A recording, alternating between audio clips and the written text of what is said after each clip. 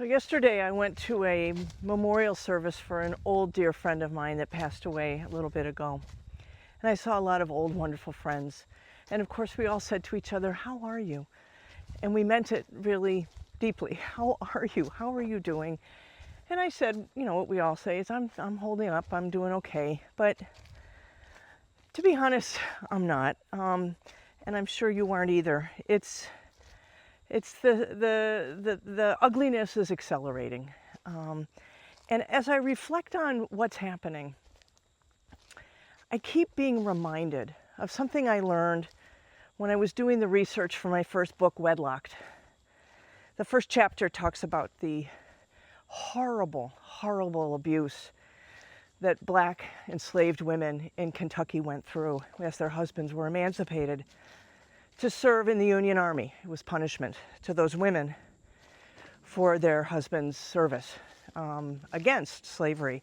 And what struck me about it is the sadism.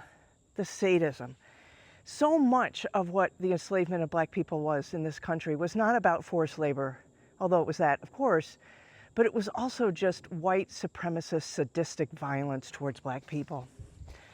And then the other day, I'm trying to take a break and I'm watching stuff on Netflix, and I watched Nickel Boys a little while ago. I watched, other stuff, and it just reminds me of this deep reservoir of sadism that is always in the background in this country. What we did to Native people, what we did to Black people, it feels like it's baked into the DNA of the United States, and we're seeing it again now. That's what is weighing on me, is this sense of sadistic governance, often that serves the contrary purposes of what their stated policy objectives are. It's just violence and human suffering for its own sake, whether it's the torturing of trans kids, or the stripping away of women and their children from their husbands and fathers that are being deported, or it's what's happening in Gaza and how the United States government continues to not just enable it, but actually fund it and make it possible. So I know those are big, those are big thoughts. When I'm feeling the weight of the time, I take a walk in the woods, so I'm taking you with me. Sometimes it kind of helps me clarify where I am, what I'm feeling. And today, it's about sadism. It's about violence and creating human suffering for its own sake. And it feels an essentially American dynamic in ways that just break my heart.